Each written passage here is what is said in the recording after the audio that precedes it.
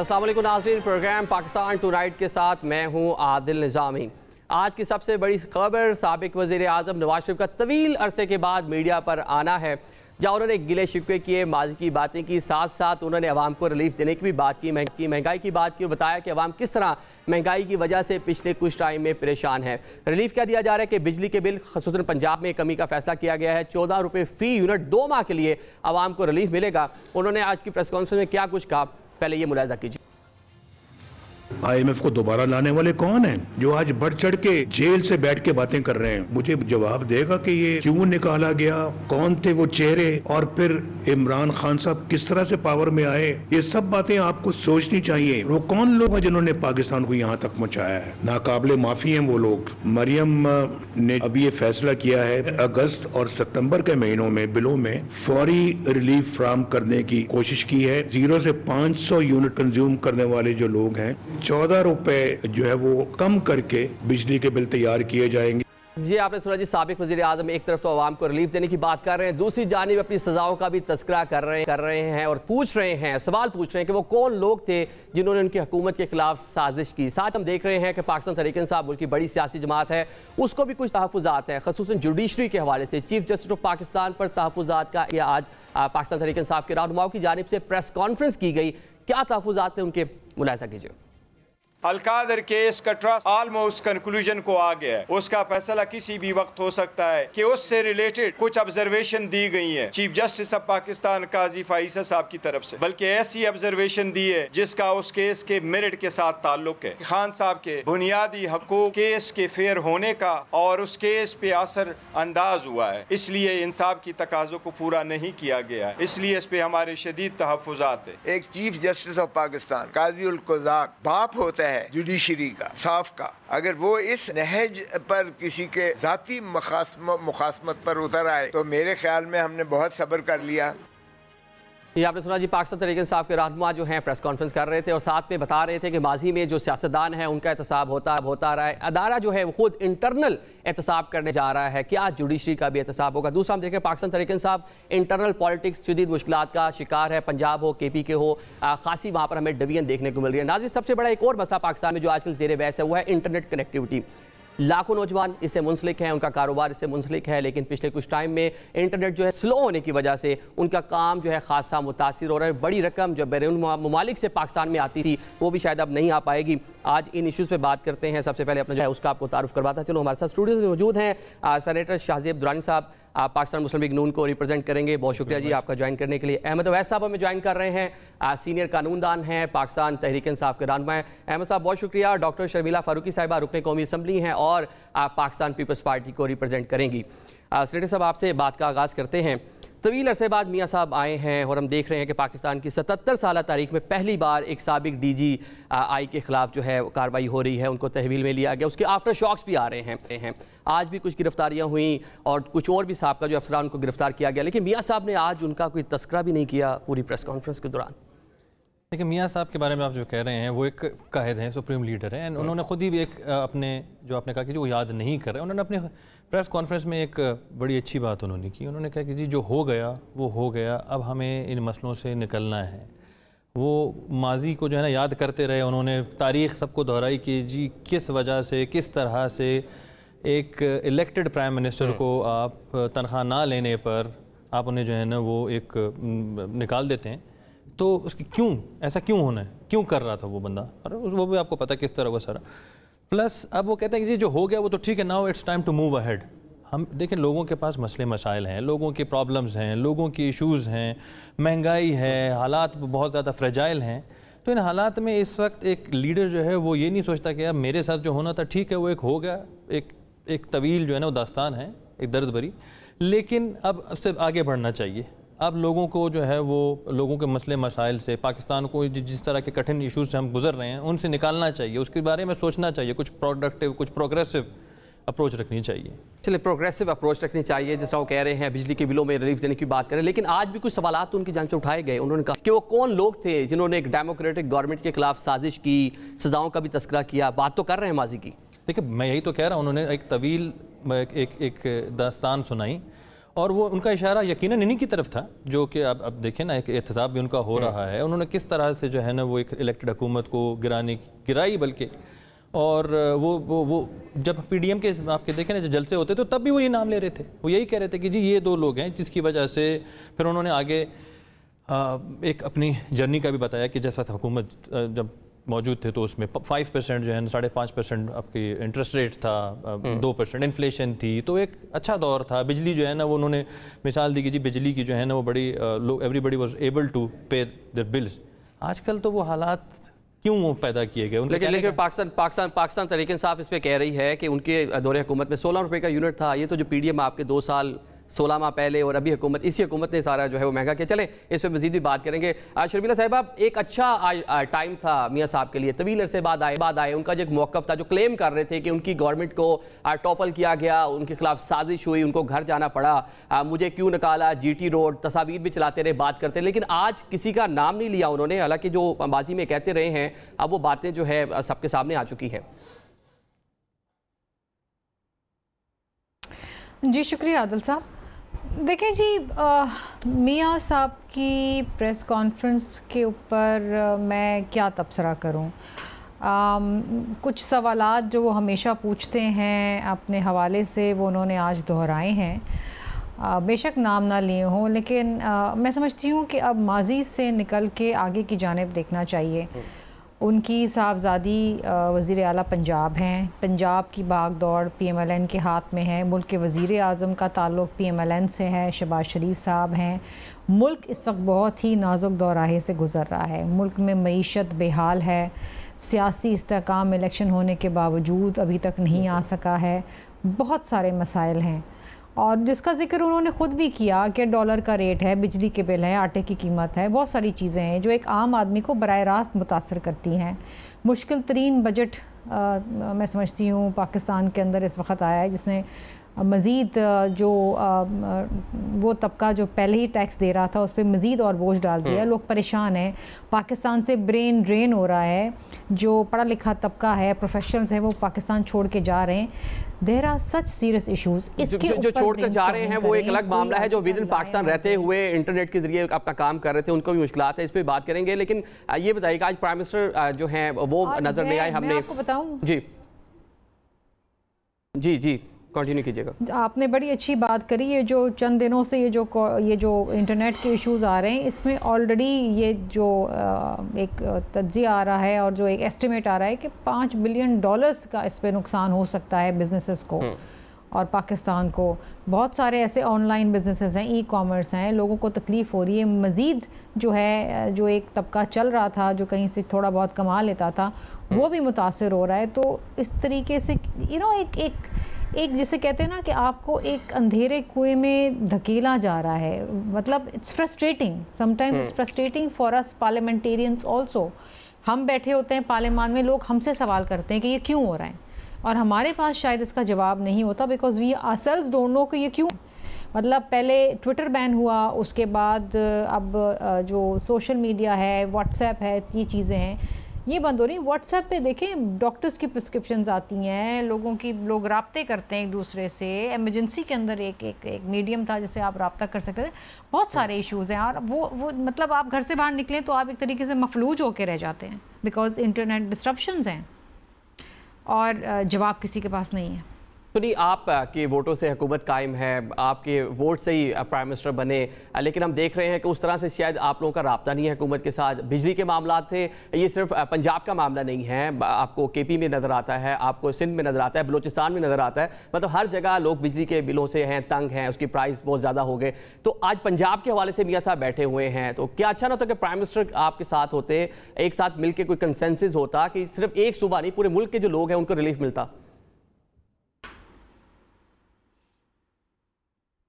जी बिल्कुल, आप बिल्कुल सही बात कह रहे हैं कि देखिए पाकिस्तान सिर्फ पंजाब नहीं है और आवाम सिर्फ पंजाब के नहीं है।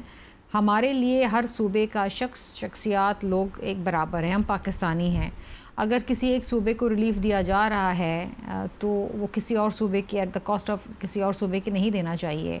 सिंध के लोग भी मुतासर, बिजली के बिल तो आप यकीन करें कि कोई नहीं दे पा रहा है, नोबडी इज़ एबल टू पे दोज इलेक्ट्रिसिटी बिल्स। लाखों के रुपए के तादाद के अंदर वो बिल्स आ रहे हैं, और ये इसलिए आ रहे हैं क्योंकि आपने IPPs के साथ फॉल्टी एग्रीमेंट्स किए हुए हैं, आपके डिस्कोज ना आए हैं, करप्शन में गिरे हुए हैं, नाअहली है उनकी, इनकॉम्पिटेंस है, बिजली चोरी आप नहीं रोक पा रहे। ये एक मैंने तो नहीं रोकनी ना बिजली चोरी, आप में तो आदिल साहब नहीं रोकनी बिजली चोरी, ये इदारों का काम है। FBR के चीफ कहते हैं कि जी 6 ट्रिलियन का टैक्स लैप्स है, तो जी आप हमें क्यों बता रहे हैं? ये तो आपका काम है ना ये लैप्स रोकना। हम तो जो तनख्वाहदार तबका है, जो एट सोर्स हमारा डिडक्ट होके आता है टैक्स, हम तो दे रहे हैं ना, और हम पे बोझ डाला जा रहा है मजीद टैक्सेस का। फिर इनडायरेक्ट टैक्सेस के अंदर आपने हर चीज़ पे 18% टैक्स लगा दिया है, वो मजीद महंगी हो गई हैं। एक आम आदमी तो, और क्या मुतवासत तबके के लोग जो हैं वो भी परेशान हैं कि किस तरीके से गुजर बसर करें। तो ये जो परेशानियां आप बता रही हैं, जो ये मसाइल आप लोग बयान कर रहे हैं, डेफिनेटली आपकी मुलाकातें होती होंगी, आईनी ओहदे भी आपके पास है। तो मैंने पहले भी कहा कि आपके वोटों से हुकूमत कायम है, तो हुकूमत को आप बताते नहीं कि ये मुश्किलात हैं, इसमें आप लोग ज़रा मिलकर कोई काम शाम करें ताकि आवाम को रिलीफ मिले। और चले पंजाब उनका वोट बैंक था, उनका होम ग्राउंड था, वहाँ पर उन्होंने रिलीफ दे दिया। सिंध में भी आप कुछ इस तरह का कोई प्रोग्राम है कि एक आम आदमी को वहाँ रिलीफ मिले बिजली के हवाले से खसूसन? देखिए जी, हमारे तो मंशूर के अंदर शामिल था कि हमने कहा था कि जब अगर हमारी हुकूमत आती है, अगर वज़ीर आज़म बिलावल भुट्टो ज़रदारी साहब होते तो हम तो पूरे पाकिस्तान के लिए बात करते, हम सिर्फ अपने सूबे के लिए बात नहीं करते। कि हमने कहा था कि 300 यूनिट से कम जो बिजली इस्तेमाल कर रहा है उसको हम फ्री बिजली देंगे और सोलर एनर्जी की तरफ जाएंगे, जो हमने काम सिंध में बहुत पहले से शुरू कर दिया है। इस तरीके से जब प्रेसिडेंट ज़रदारी साहब बात करते हैं तो वो कहते हैं जी SIUT मैंने बलूचिस्तान में भी बनाना है, मैंने पंजाब के अंदर भी बनाना है। हम सिर्फ अपने सूबे की बात नहीं करते। ये जो एक सूबाई तासुब क्रिएट किया जा रहा है, ये मैं समझती हूँ गैर मुनासिब है। पूरा पाकिस्तान में अहमद अवैस साहब को भी शामिल गुफ्तगू करते हैं। अहमद साहब, आपने देखा कि आज बात की, मियाँ साहब तवील अरसे के बाद आए, गिले शिकवे भी किए, कुछ एहतसाब की भी बात की, माजी की भी बात की, अपने केसेस के हवाले से भी बात की। तो क्या लगता है कि एक नए बयानिए की तरफ जा रहे हैं, वो किस तरफ चीज़ों को लेकर जा रहे हैं मियाँ साहब? मियाँ साहब ने जो भी बात की है इर्रेशनल बात की है, और उसके अंदर उन्होंने कतन ये ख्याल नहीं किया कि क्या हकीकत है। वो ऐसे समझ रहे हैं कि जो वो मुंह से लफ्ज़ निकाल रहे हैं यही हकीकत है, और सारी कौम जो है ये इतनी बेवकूफ़ हो चुकी हुई है कि वो इसको सच मान लेगी।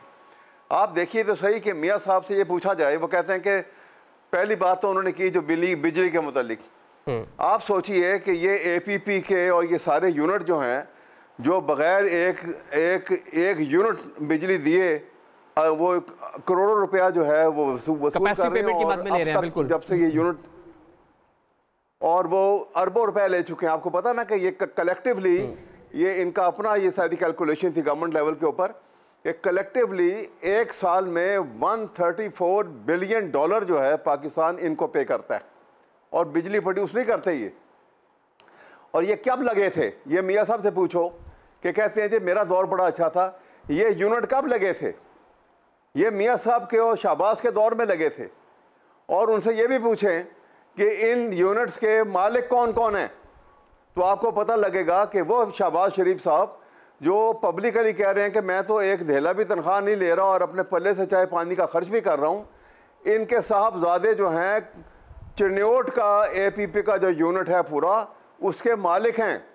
बिल्कुल। और वो बग़ैर एक यूनिट भी बिजली दिए वो एक साल में 97 करोड़ वसूल कर चुके हैं, और इतने साल से अगर इकट्ठा करें तो अरबों में ले चुके हैं।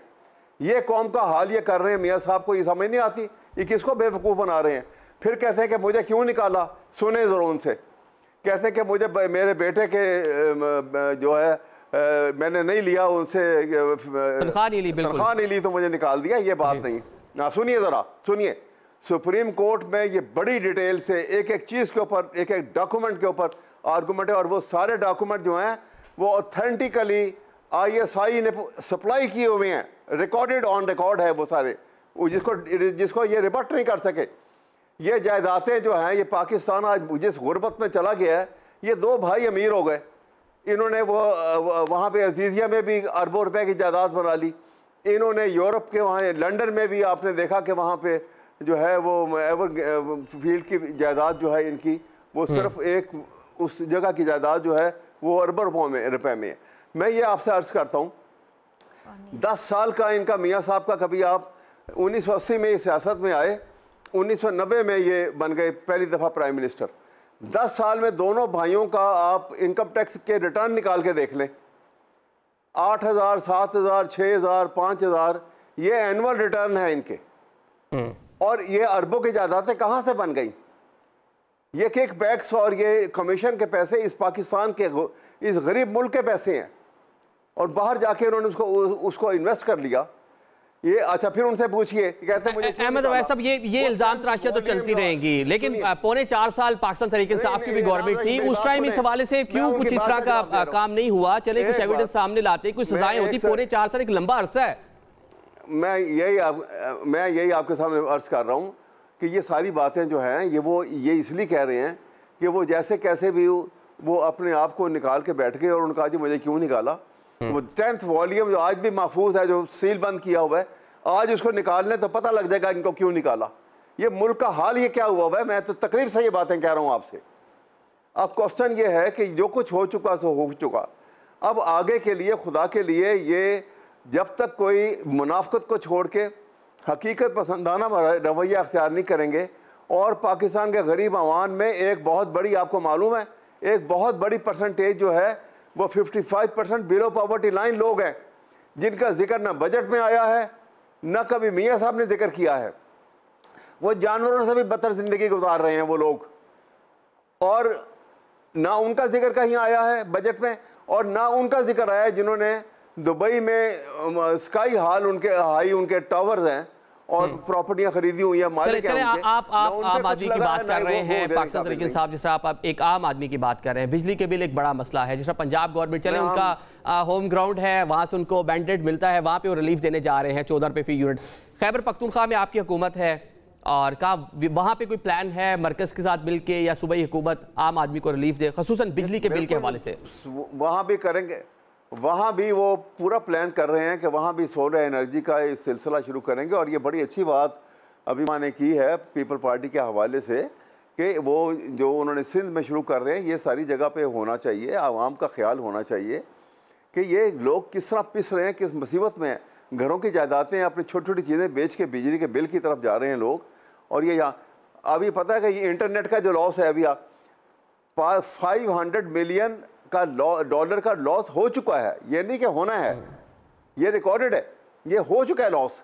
और फिर ये लॉस के अलावा जिन कंपनियों ने आपको ये कॉन्ट्रैक्ट दिए हुए थे, जो लोग बैठे हुए काम कर रहे थे, वो कॉन्ट्रैक्ट भी आपसे छिन जाएंगे, तो मल्टीप्लाई हो जाएगा ये लॉस। ये इतना बड़ा जुल्म हो रहा है इस मुल्क के साथ, और ये जुल्म करने वाले कौन है? यही हुकूमत वाले हैं, ये एस्टेब्लिशमेंट है। इनको पता नहीं कि कौम के साथ, अवाम के साथ इन हालात में क्या कुछ किया जा रहा है। इसके कोई सोच, कोई मस्बत सोच के साथ कोई रास्ता निकालना चाहिए, बजाय इसके कि आप जो है नेगेटिव वे में कि जी आपने डिजिटल टेररिज्म को ख़त्म करना है, अपने फलां को, एक आर्टिफिशियल बातें बनाई हुई हैं। ठीक है, मतलब मुस्बत सोच की बात कर रहे हैं कि कलेक्टिव इसके ऊपर अप्रोच होनी चाहिए। बिल्कुल बहुत ज़रूरी है, क्योंकि लाखों नौजवानों का रोज़गार इससे मुंसलिक है, और साथ साथ हम देखें कि अरबों डॉलर्स जो बाहर से पैसा पाकिस्तान आता है वो नौजवान कमा कर लेके आते हैं, उनका कारोबार जो है डेफिनेटली वो खासा मुतासिर होगा। सेनेटर साहब, जिस तरह हम बात कर रहे हैं, दीगर पैनलिस्ट भी बता रहे हैं, अपनी जमातों को रिप्रेजेंट कर रहे हैं, तो क्या अच्छा ना होता कि प्राइम मिनिस्टर के साथ मिलकर मियाँ साहब, क्योंकि 3 बार साबिक वज़ीर आज़म रहे हैं, उनको एज ए नेशनल लीडर के तौर पर देखा जाता है। जब पाकिस्तान आ रहे थे तो कुछ दावे भी किए थे कि गवर्नमेंट बन जाएगी तो आवाम को रिलीफ देंगे, पूरे मुल्क की आवाम देख रही है सियासी जमातों की जानिब। तो क्या मिल के कोई कंसेंसस होता, बाकी सूबों को भी साथ मिलाते, कोई एक अच्छा रोड मैप होता ताकि एक आम आदमी को ख़ुसूसन बिजली के हवाले से रिलीफ मिल सकता? ये देखिए, यहाँ पे आप एक चीज़ मिस कर रहे हैं कि आपने कहा जी वो सिर्फ पंजाब में। कल अगर आपको पता हो तो कल प्राइम मिनिस्टर और शहबाज साहब और नवाज शरीफ साहब CM और बाकी जितनी भी लीडरशिप है, सीनियर लीडरशिप, इन सब की कंसेंसस ये बातचीत हुई है वहाँ पे, और उसके बाद ये प्रेस कॉन्फ्रेंस हुई। उससे पहले भी तो कर सकते थे। लेकिन ऐलान सिर्फ पंजाब का हुआ ना कि 14 रुपये 2 माह के लिए। आने दें मुझे ज़रा जी। इससे पहले अगर आपको इससे पहले एक ऐलान होता है जिसमें आप प्राइम मिनिस्टर साहब कहते हैं कि जी हम रीनेगोशिएट करेंगे IPPs के साथ, पहली बात। दूसरी बात, उन्होंने कहा जी 200 यूनिट। हम ये नहीं देखते जी अक्रॉस द बोर्ड, आपने अपनी फाइनेंशियल कैपेबिलिटीज़ भी देखी, लेकिन हमने ये नहीं काम KP में नहीं करेंगे। हमने कहा जी 200 यूनिट तक जो यूज़ करेगा उसको रिलीफ मिलेगा अक्रॉस द बोर्ड। हम कहीं पे किसी के साथ कोई ज़्यादती नहीं कर रहे, कोई डिस्क्रिमिनेशन नहीं कर रहे। सेकेंडली ये है कि एडिशनली हमारे पास पंजाब में हमारी एक हुकूमत है, तो हम उसकी अब दैट हम उसमें वो कर रहे हैं। इनके पास ऑल द वे इनकी हुकूमत है, क्यों नहीं करते KP में ये? अच्छा, फिर उन्होंने कुछ बातें की, मैं उनकी तरफ आता हूँ। ये कहते हैं कि जी ये एक डिलेमा का शिकार है, ये कंफ्यूज है, इन्हें समझ नहीं आता। ये कहते हैं जी वो चिनोट तो आपकी हुकूमत थी, 4.5 साल में आप जो है ना इन्वेस्टिगेशन करते, आप बंद करवाते। वो तो मियां साहब के साहबजादे ऑन करते हैं। नहीं, मैं कुछ और मैं किसी और चीज़ की बात कर रहा हूँ। ये कहते हैं जी उनको पेमेंट्स हो रही हैं, तो आप नहीं करते। आपकी हुकूमत ने भी तो पेमेंट की होगी उनको, कैपेसिटी पेमेंट्स क्यों की आपने? तो नहीं करते आप तब पेमेंट उनको। आप कहते हैं जी हमें ज़रूरत नहीं है, कोई बिजली प्रोवाइड नहीं करें, हम बंद कर देते हैं। अब you had all the authority, आप एग्रीमेंट्स रिवाइज कर देते, आप उनको रिविजिट करते एग्रीमेंट्स को, क्यों नहीं किया आपने? आज आपको इतना हुकूमत के आवाम के दर्द हो रहा है। कुछ एग्रीमेंट रिविजिट हुए तो ये नहीं, डॉलर की कीमत जो है वो एग्जैक्टली, लेकिन वो बढ़ गया था, वो कम नहीं हुआ था। पहली बात ये। दूसरी बात ये, इसके ऊपर कोई नहीं हुआ था। फिर ये जो 10th वॉल्यूम की बात कर रहे हैं, क्यों नहीं खोला था इन्होंने? 3.5 साल 4 साल हुकूमत थी इनकी, नैब इनके साथ थे, वो तैयबा गुल थी, जावेद इकबाल साहब मौजूद थे, क्यों नहीं खोला इन्होंने वो? तो ये एक स्टेज ड्रामा था।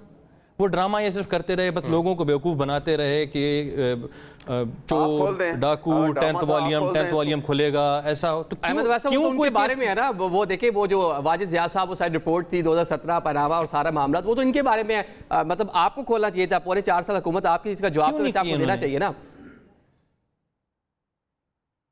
सवाल ये है कि अभी चलें, अभी खोल दें, खोलें। ये बताएं, आज कल जब खान साहब मुलाकात की है तो किसने कहा कि फैज़ हमीद हमारा एसेट है? ये खान साहब ने कल जर्नलिस्ट के साथ बात की है। ओनरशिप तो आप ले रहे हैं। आप कहते हैं कि जी मैं बाजवा साहब ने उनको जो है ना वो हटा दिया वहाँ से, मैं तो उनको जो है ना, किसने कहा था कि ISI को जो है कोर डिक्लेयर किया जाए ताकि फैज़ हमीद साहब वहीं पर मौजूद रहें? इस्टेब्लिशमेंट आपके साथ ही, आपके अपने प्राइम मिनिस्टर की ये स्टेटमेंट है कि जी बाजवा साहब इंतहाई सुलझे हुए इंसान हैं, इसीलिए तो वो डेमोक्रेसी को सपोर्ट कर रहे हैं। तो बाजवा साहब भी आपके साथ, फैज़ हमीद भी आपके साथ, तब भी आप नहीं खोल सके 10th वॉल्यूम, तब भी आप कोई एक एलिगेशन प्रूव नहीं कर सके। चले ठीक हो गया। और ये बात करें कि जो एक बयानिया बन रहा है और जो एक जुडिशरी के एहतसाब के हवाले से सियासी थोड़ा मुतफिक दिखाई दे रही है, प्रोग्राम के दूसरे हिस्से में उस पर बात करेंगे। अब एक ब्रेक की जान पड़ते हैं।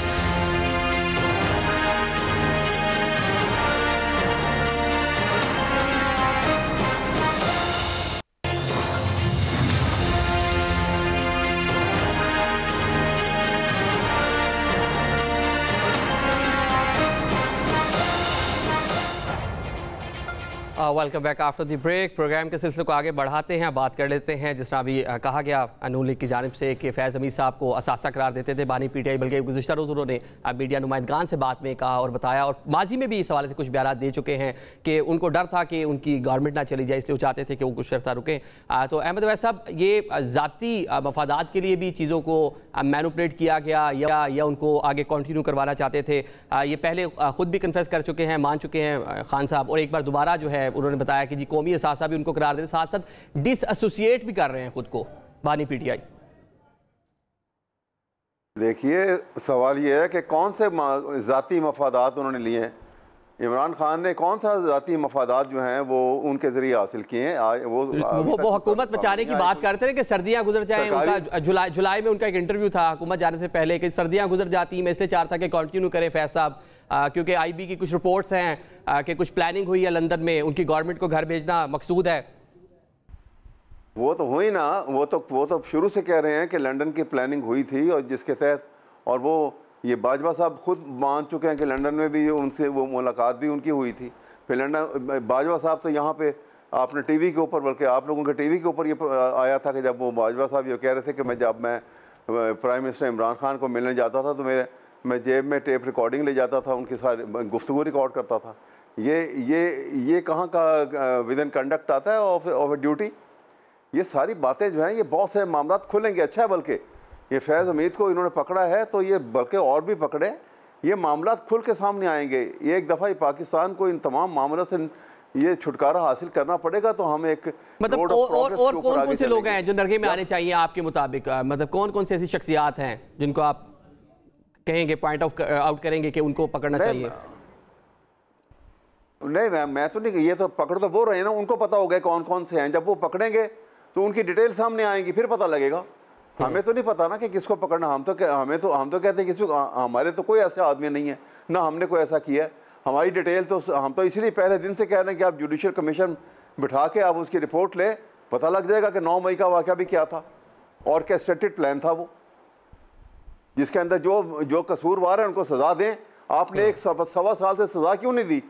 वो जेल में पड़े हुए हैं, ट्रायल कानून ये कहता है कि 14 दिन में आप चालान को पुलिस मुकम्मल करके वो अदालत में भेजेगी और उसको डे टू डे हेयरिंग करके या ऐसे केसेस जो होते हैं उनको वो सजा फैसला करेंगे। आज 7 साल में उनका अभी तक ट्रायल ही शुरू नहीं हुआ और वो सजा किस बात की भुगत रहे हैं। ये स्टेट ऑफ अफेयर जो है ये कौन कर रहा है इस तरह? ये अगर इंटरफेरेंस नहीं है पाकिस्तान की पॉलिटिक्स के अंदर, ये तो मैं जनरल साहब से मैं रिक्वेस्ट करता हूँ कि आपको मालूम नहीं है शायद जनरल साहब कि आपके नीचे लोग क्या कुछ कर रहे हैं और कैसे हो रहा है ये काम सारा। ठीक हो गया। शर्मिला साहबा, शर्जील मेमन साहब ने जिस तरह कहा कि साबिक चीफ जस्टिस साकिब निसार साहब सहूलतकार थे बानी PTI के, तो क्या आप लोग इरादा रखते हैं कि आगे जाकर उनके ऊपर भी कोई कार्रवाई हो, कोई गिरफ्तारी अमल में लाई जाए? जिस तरह कुछ खबरें भी आ रही हैं कि उनके गिर्द भी दायरा लगाया गया है कि आगे जाके हो सकता है मामला उनके बारे में।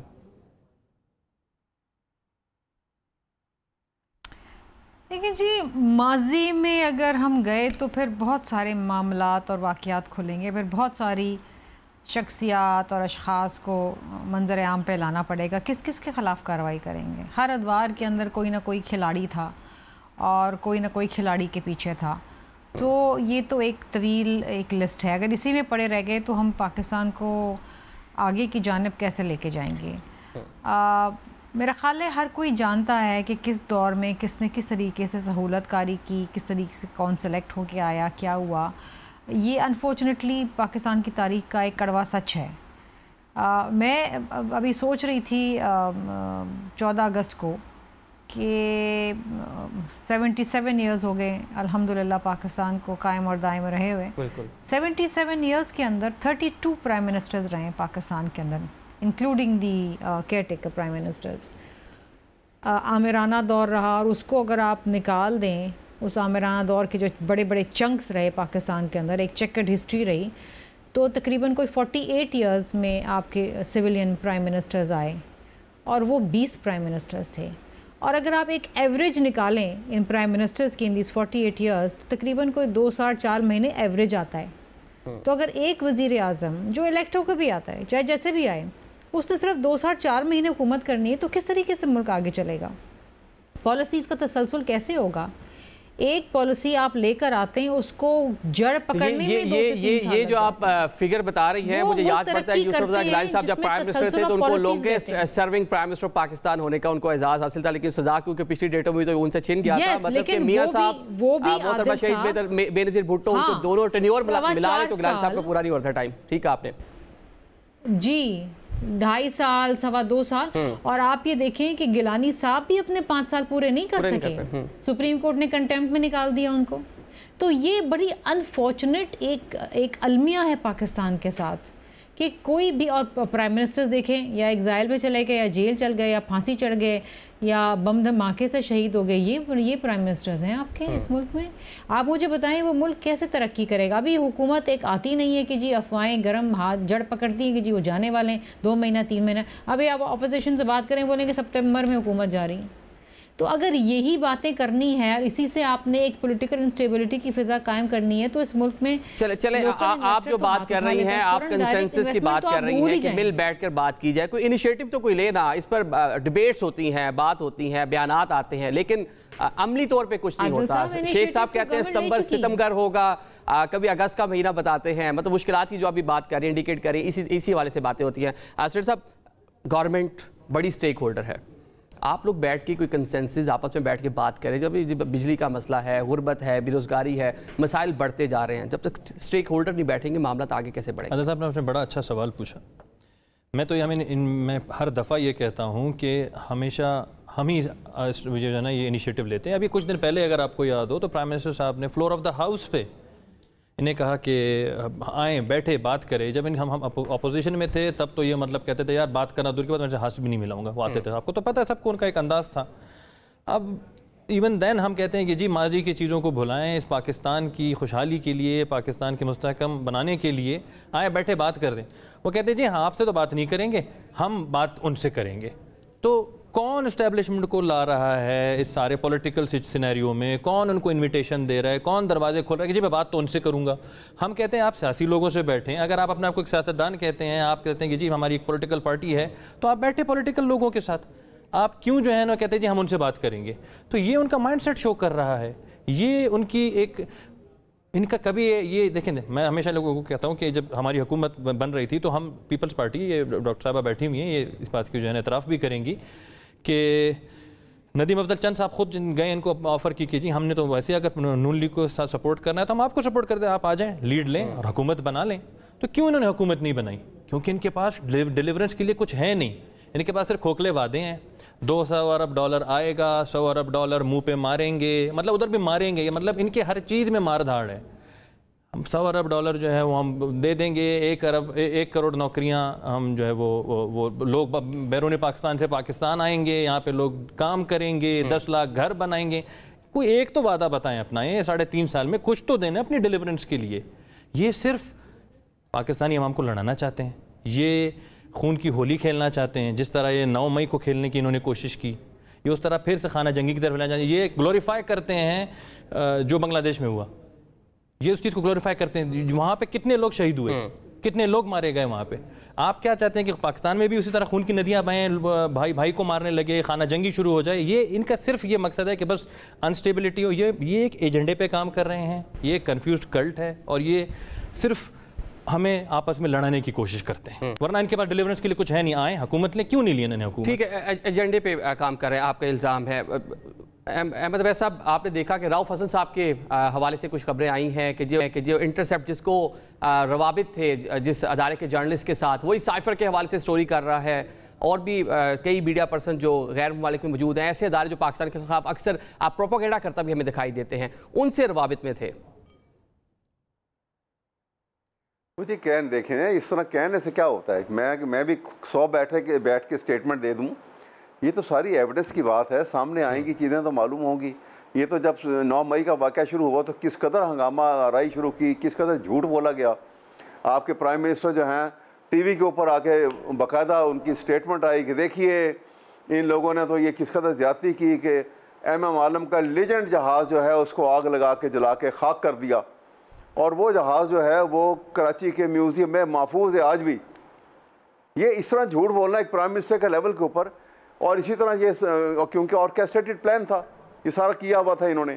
अब उसमें हम तो कहते हैं कि जो उसमें ज़िम्मेदार हैं, जो पकड़े जाते हैं और सही उनकी पता लग जाता है कि ये लोग वाकई मुलव्वस हैं, उनको आप सज़ा देते। ये तो नहीं है कि आप उनको जेल में डाल के बैठे हुए और तमाशा लगा के बैठे हुए। इसी तरह से अब जो गुफ्तगू हो रही है, ये बात कर रहे हैं, देखिए आप जब बात करते हैं ना, जब हुकूमत में होते हैं तो मैग्नेनिमिटी उनको दिखानी होती है। अगर ये वहाँ पे कहेंगे कि हाँ जी हम आपसे बात करने को तैयार हैं, लेकिन कैसे करते हैं, एक सांस में कहते हैं कि हम बात करने को तैयार हैं, दूसरे सांस में कहते हैं कि हम तो हमने फैसला कर लिया कि आपको बैन कर रहे हैं PTI को। तो ये आप समझते हैं कि ये गुफ्तगू का तरीका ठीक है? क्या नेगोशिएशन इस तरीके से हुआ करती हैं? भुट्टो साहब ने भी की थी नेगोशिएशन, जब हंगामे हुए थे इलेक्शन की रिगिंग के ऊपर, तो उन्होंने दूसरी पार्टियों से बाकायदा बैठ के पार्लर्स हुए थे और सक्सेसफुल पार्लर हुए थे। तो वहाँ उन्होंने, क्योंकि आपको अपने उसके TOR दी थी उन्होंने, और फिर बैठे थे यहाँ पे एक लॉफ्टी स्टेटमेंट दे दी और साथ ही कह दिया कि हमने तो फैसला कर लिया कि इनको तो बैन लगा देंगे हम इसको। लेकिन स्टेटमेंट के जवाब में आपने भी वेलकम नहीं ना किया उस स्टेटमेंट को, जब पार्लियामेंट में प्राइम मिनिस्टर खड़े होकर आपको इनवाइट कर रहे हैं कि आए मुज़ाकरात करें, मामला को आगे लेके चले, इकोनॉमी को ठीक करें, तो उस टाइम आपने तो वेलकम नहीं किया। उस टाइम सवाल ये है, वो तो हमने उनका जवाब दिया था कि अवॉइड डे, कि हमने तो वो उनके मुतालिक कहा था कि भाई जब आपने ये जो कुछ किया है तो उन बातों का हम आपसे बात करेंगे, लेकिन पॉलिटिकल डिस्कशन के लिए तो हम तैयार हैं, इनके साथ करें, लेकिन बात के लिए तैयार तो हो, क्योंकि इनका तो वो फाशिस्ट ज़हन है जिन्होंने सुप्रीम कोर्ट के ऊपर हमला करके सारा तोड़ फोड़ कर दी थी, सारे कोर्ट रूम तोड़ दिए थे, जजेस को भागना पड़ा था अपनी जानें बचाने के लिए। ये तो वो ज़हन के लोग हैं, ये इनसे क्या तवक्को करेंगे आप ये बात नहीं है। अब आगे चलना है तो पाकिस्तान के आइन के लिए एक राउंड टेबल करें, मैं कहता हूँ सबको बुलाएं उसके अंदर और बैठ के आराम से बात करें, और वो 1 दिन 10 दिन 15 दिन जितने दिन वो आपकी मीटिंग चलती है, जितने भी पॉलिटिशियन अपना इजहार ख्याल करें और कमिटमेंट करें पाकिस्तान के आइन के साथ। चले आपका जो थोड़ा सा जो सख्त रवैया है वो पाकिस्तान मुस्लिम लीग नून के लिए है, पाकिस्तान पीपल्स पार्टी थोड़ा नरम गोशा पाया जाता है, पाकिस्तान जो तहरीक इंसाफ है। शिमला साहब, पार्लियामेंट में कोई कमेटी इस तरह बन जाए जो मिल बैठ कर बात हो सके। जिस तरह देखें, एक तरफ बात हो रही है कि डायलॉग की बात करते हैं, मुज़ाकरात की दावत देते हैं, लेकिन साथ ही इल्ज़ाम तराश के साथ कोई बैन करने की बात हो जाती है। तो पार्लियामेंट में जो सबसे सुप्रीम अदारा है वहाँ बैठ कर बात हो, कि कमेटी बने ताकि जो सिस्टम है वो आगे चल सके। देखिए जी, पार्लियामान के अंदर जो पार्लियामानी लीडर्स हैं जमातों के, उन्होंने तो एक मुतफ़क्का तौर पे ये इस बात का इरादा किया है कि हमने मिल के काम करना है। इसी वजह से पार्लियामान चल भी रहा है। शुरू में तो बहुत हल्ला गुल्ला था, बहुत अफरा तफरी थी और बहुत बदतमीज़ी थी, लेकिन उसके बाद ये तय हुआ कि जनाब एक तरीक़ेकार से पार्लियामान को चलाना चाहिए। लेकिन जहाँ तक इनके अपने लीगल इश्यूज़ हैं वो अपनी जगह हैं, वो जंग ये पार्लियामान में नहीं लड़ सकते, वो जंग इन्हें अदालतों में लड़नी, और अदालतों से इनको रिलीफ भी मिल रहा है, ऐसी बात नहीं है। जहाँ से रिलीफ नहीं मिलता वो जज के ख़िलाफ़ हो जाते हैं, लेकिन जहाँ इनको कह दिया जाता है गुड टू सी यू, और जहाँ से रिलीफ मिलता है वहाँ ये खुश हो जाते हैं। लेकिन बात ये है कि पार्लियामान का अपने तरीके, parliament is supreme, parliament is supreme. नहीं, आप लोगों ने, वो बेचारी एक जज थी, वो खातून जज थी, उसके ऊपर इमरान खान ने पता नहीं उनको क्या कुछ नहीं कहा था, और फिर माफ़ी भी मांगी थी ज़ेबा साहिबा, लेकिन बाद में माफ़ी मांग ली थी, बाद में माफ़ी मांग ली थी। वो भी था कि हाँ, लेकिन डराया धमकाया तो था ना, ये भी एक हकीकत है ना, it's part of the record. में गलत बात तो नहीं कर रही। और फिर वो भी वक्त हमें याद है कि जब सुप्रीम कोर्ट की दीवारों पे शलवारें लटकाई गई थी, ये भी हमने देखा था। तो ये तरीका ऐसा है, देखें ना, ये चीज़ें वो नहीं आप जुटला सकते हैं, मैं अपनी तरफ से बनवा रही हूँ। लेकिन बात ये है कि देखिए, आपने अगर आगे की जानिब चलना है ना, तो एक तरीक़ेकार होना चाहिए। देखिए, एक तरीके, आप मुझे बात करने दीजिए, एक खास एहतराम करें, एक तरीक़ेकार होना चाहिए। आपने अगर इस मुल्क में बेहतरी लानी, और देखें बेशक आपको पीपल्स पार्टी ना पसंद हो, PMLN ना पसंद हो, लेकिन आपको इस मुल्क की आवाम तो पसंद होनी चाहिए ना। अगर आप इस मुल्क में अफरा तफरी पैदा करने की कोशिश करेंगे और सियासी गैर इस्तेकामी पैदा करने की कोशिश करेंगे, तो आप बराह रास्त इस मुल्क की आवाम के साथ दुश्मनी कर रहे हैं।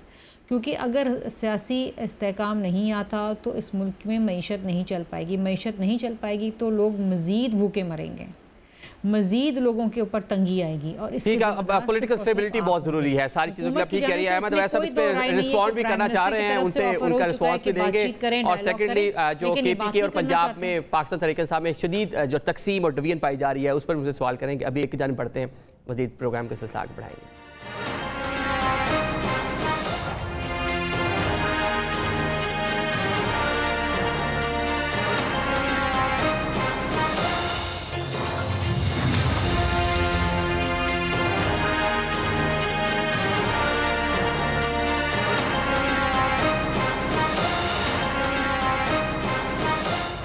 Welcome back after the break. Programme के सिलसिले को आगे बढ़ाते हैं। अहमद वैस साहब, आप ब्रेक से पहले कुछ रिस्पॉन्ड करना चाहते हो? साथ ये बताएं, पाकिस्तान तहरीक इंसाफ में शदीद डिवीजन देखने को मिल रही है, पंजाब है, खैबर पख्तूनख्वा है, इंटरनल खासी मुश्किलात का सामना है आप लोगों को। देखिए ना, मुश्किलात तो हैं, इसमें तो कोई शक नहीं है ना। आप देखिए ना, हालात जिस किस्म के हैं। आप 3 केसेस में इमरान खान को सज़ा हुई, तीनों में उनको अदालत ने बरी कर दिया, बड़ी अदालतों ने। इसके बावजूद उनको एक साल पुराने केसेस के अंदर फिर उनको मुलविस कर दिया कि चले खान साहब को तो रिलीफ मिल रहा है, लेकिन विद इन पार्टी जो आपकी मुश्किलात हैं, हमाद अजहर साहब रिजाइन कर रहे हैं, वहाँ पे सूबाई वुज़रा कुछ को तलब कर लिया, कुछ से इस्तीफे ले लिए, इल्ज़ाम तराशियाँ खैबर पख्तूनख्वा में बताया जा रहा है करप्शन हो रही है, CM करप्शन कर रहे हैं, एहतसाब को कोई अदारा नहीं है। हामिद खान साहब जो वहाँ पे एहतसाब कमीशन के हेड थे वो छोड़कर चले गए पिछली गवर्नमेंट 2015 में। तो ये सारे मामला हैं ना जो मुश्किलात है पाकिस्तान तहरीक इंसाफ को। नहीं, सवाल ये है कि बिल्कुल होते हैं। देखें ना, ये पॉलिटिकल पार्टी में ये कोई अचंबा की बात नहीं है। एक ने शकील ने जिसने इस्तीफ़ा दे दिया या उसने इस्तीफ़ा ले लिया तो उसने रिटेलिएट किया, अगर उसकी वो कह रहा है तो ये बातें तो पॉलिटिकल पार्टीज में होती रहती हैं, कोई इतनी बड़ी बात नहीं है। ये जो मुश्किलात में पार्टी फंसी हुई है उसके अंदर से ये इस किस्म की प्रॉब्लम तो सामने आती रहेंगी। ऐसे टाइम में तो फिर यूनिटी होनी चाहिए, मतलब कि आपके जो कायद हैं बानी पीटीआई वो मुश्किलात में हैं, साबका खातून अव्वल मुश्किलात में हैं, उनकी बहनें जो है वो अदालतों के चक्कर लगा रही हैं आपके सामने जिस तरह मामला है, तहफ़्फ़ुज़ात का इजहार कर रही हैं, लेकिन इन हाउस ही चीज़ें ठीक नहीं हैं। ये इको दुका इख्तलाफात पार्टीज में ये हमेशा होते रहते हैं। ये सब पार्टियों में, कोई ये ऐसी बात नहीं जहाँ इंसान इकट्ठे हो जाते हैं वहाँ कोई ना कोई बीच में इख्तलाफी ये जो है ओपिनियन लेके सामने आ जाता है। लेकिन बाई एंड लार्ज सब इकट्ठे हैं, खड़े हैं, कमिटेड हैं। और अभी आप मुस्तकबिल में देखेंगे अभी कि बहुत सारे जो कलेक्टिव जो स्टेप लिए जाएंगे उसमें सब इकट्ठे होंगे। चले सब इकट्ठे होंगे। चले सेनेटर साहब से जरा बात करते हैं। सेनेटर साहब, आप हुकूमत का हिस्सा हैं, आपकी जमात की हुकूमत है। इंटरनेट एक बड़ा मसला है। हमने इस प्रोग्राम की शुरू में बात की, बाकी पैनलिस्ट में भी इशारा किया उस मामले पर। लाखों नौजवान हैं जिनका रोज़गार मुंसलिक है उसे, और पाकिस्तान में बैठ के वो डॉलर कमा रहे हैं। तो हुकूमत इस हवाले से एक तरफ तो हम देख रहे हैं कि साइंस पार्क बना रही है, नौजवानों की बात कर रही है, दूसरी जानिब इंटरनेट बंदिश लोगों को मुश्किलात के सामने। मैं आदिल साहब आपको उसका जवाब दूंगा, लेकिन इससे पहले मुझे थोड़ी हैरत भी हुई और मुझे इनकी जहनीत पे, फैशिस्ट माइंड सेट पे हंसी भी आती है और अफसोस भी होता है कि ये कहते हैं कि प्राइम मिनिस्टर साहब ने कहा कि झूठ बोला और वो जहाज़, बजाय कि कंडेम करने के लिए उस एपिसोड को कि जी वो जहाज़ जलाया गया है, कंडेम की वो एक निशानी थी आपके एक नेशनल हीरो की, ये कहते हैं जी वो तो वो जहाज़ नहीं था, वो तो एक फेक था, उनका तो कहीं और पड़ा। तो क्या इनका माइंड सेट ये था कि वो जलाएंगे जाके? कम अज़ कम आप इस वक्त आप एक नेशनल चेयर पर बैठे हुए हैं, रिलेट करती है, सिंबॉलिक है कि आप तो आप इस वक्त आप कंडेम तो करें कि जी गलत किया हमने, नहीं हम नहीं वो वाला जहाज़ पता है उसकी लोकेशन क्या है, वो जाके जला दें हम जाके। ये माइंड सेट है। दूसरी बात इन्होंने की कि जी हमसे कोई बात तो करे, हमसे कोई बात नहीं करता, दूसरी तरफ हमें बैन करने की कोशिश करते हैं। तो ये पूछें कि जब इन्होंने एक कमेटी बनाई 3 रुकनी, अपनी एक कमेटी थी जिसमें गौहर एजाज साहब थे और गौर खान साहब थे और वो इनके जो एक और जो मेंबर थे, तो क्यों डिसॉल्व की उन्होंने वो कमेटी? तब तो बैन करने का कोई प्लान नहीं था, कोई अनाउंसमेंट नहीं थी, तो क्यों ये बात करना ही नहीं चाहते? ये सिर्फ सबको बेवकूफ़ बना रहे हैं। एक वो पासिंग द बॉल वाली गेम इनकी चल रही है। प्लस इनकी जो ये इंटरनेट पे बताएं सर, लाखों नौजवान परेशान है इस टाइम। इंटरनेट के देखें आप, मैं कहीं और भी मैंने ये बात की अभी, इंटरनेट हम लोगों को यंग आपके जो यंग जनरेशन है, यूथ है, उसको प्रमोट करना चाह रहे हैं, लेकिन उनकी हमें सेफ्टी, उनकी सिक्योरिटी, आप देखें आपके हर दिन जो है ना ये फ्रॉडुलेंट एक्टिविटीज़ हो रही हैं, आपके बैंक फ्रॉड्स हो रहे हैं, आपके सोशल मीडिया पे स्कैम्स हो रही हैं, आपके लोगों के अकाउंट्स हैक हो रहे हैं। तो ये तो हम तो सिक्योरिटी इनहेंस कर रहे हैं। अच्छा, एक इशू है, ये इशू कुछ दिन चलेगा और उसके बाद you will have a better security. मतलब आप ये कह रहे हैं कि इनिशियली अभी उसको इंस्टॉल कर रहे हैं फायरवॉल को, तो ये मसाइल देखने को मिल रहे हैं। आगे जाके कोई भी चीज़, अगर आप कोई एक इमारत भी तामीर कर रहे हैं या एक रोड भी बना रहे हैं तो कुछ दिन आपको जो है ना वो प्रॉब्लम होती है। चलिए शर्मिला साहब, आप अपना पॉइंट दे दें, मुख्तसरन जरा बता दें कि क्या हुकूमत को सजेस्ट करेंगी, क्योंकि लाखों नौजवानों का रोजगार से मुंसलिक है इंटरनेट के हवाले से। देखिए जी, एक बड़ा एक नया टर्म है और एक it's an important term, digital terrorism, और इसको लेके काफ़ी कंसर्न्स हैं, ना सिर्फ गवर्नमेंट के अंदर बल्कि हमारी अफवाज के अंदर भी। सोशल मीडिया एक ऐसा प्लेटफॉर्म है जिसको मिसयूज़ भी बआसानी किया जा सकता है और हो रहा है, इसमें कोई दो राय नहीं है, बिल्कुल मिसयूज़ हो रहा है। लेकिन मैं समझती हूँ कि किसी भी चीज़ को बंद कर देना, बैन कर देना, ये मसले का हल नहीं है। हाँ, रेगुलेट ज़रूर करें, दुनिया भर में रेगुलेशन होती है, आपका आइन भी कहता है कि your right is my duty, और फ्रीडम ऑफ स्पीच का मतलब हरगिज़ ये नहीं है कि आप किसी की इज़्ज़त को मजरू करें या किसी को नुकसान पहुँचाएँ। सो इसमें गवर्नमेंट को बैठ के तमाम स्टेक होल्डर्स से बात करनी चाहिए और एक फ्रेमवर्क बनाना चाहिए जहाँ पर आप डेफिनेटली रेगुलेट करें, उसको साइफ़र करें। जिस तरीके से अगर कोई हेट स्पीच की कोई कंटेंट आ रहा है या कोई पाकिस्तान दुश्मन कोई कंटेंट आ रहा है तो उसको आप ज़रूर ब्लॉक करें, लेकिन लोगों के लिए आसानियाँ पैदा करें। इसमें जिस तरह मैंने पहले कहा कि booming business in Pakistan is e commerce, और इंटरनेट के ना सिर्फ ई कॉमर्स के हवाले से बहुत ज़्यादा फ़वायद हैं बल्कि इवन कनेक्टिविटी के हवाले से बहुत ज़्यादा फ़वायद हैं।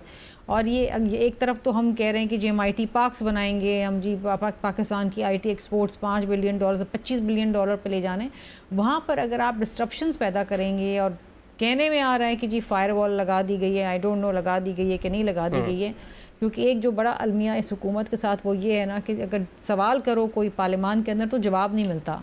चले जवाब नहीं मिलता। और अभी जो आपने भी एक फिगर दिया है कि $5 बिलियन की पाकिस्तान में ये IT इंडस्ट्री है और बॉर्डर पर 200 बिलियन की ये इंडस्ट्री है। ऑल दो कुछ मसाइल भी हैं कि सोशल मीडिया एक ओपन टैब बन चुका है, इसको रेगुलेट करने की जरूरत है। इसके जरिए जो एक प्रोपेगेंडा हो रहा है उसको भी रोकने की जरूरत है, उस पर रेगुलेशन लेके आए, लेकिन साथ साथ ये भी कोशिश करें कि जो एक आम आदमी और जो ख़ुसूसन नौजवान हमारे इस शोबे से मुंसलिक हैं और बड़ी तादाद में ज़र मुबादला पाकिस्तान हैं, अपना काम काज कर रहे हैं, घर बैठ कर काम काज कर रहे हैं, ख़वातीन बड़ी तादाद में फ्रीलांसिंग कर रही हैं, अपवर पर फाइबर पर काम कर रही हैं, दीगर जो प्लेटफॉर्म है वहाँ से पैसा जनरेट करके पाकिस्तान में लेके आती है, इकॉनमी में हिस्सा डाल रहे हैं। तो इसको चलते रहना चाहिए, जो इधर मुश्किलात हैं उसको ख़त्म करना चाहिए। आप तीनों मोअज़्ज़िज़ मेहमानों का बहुत शुक्रिया। नाज़रीन, प्रोग्राम से आज हमें इजाज़त दें।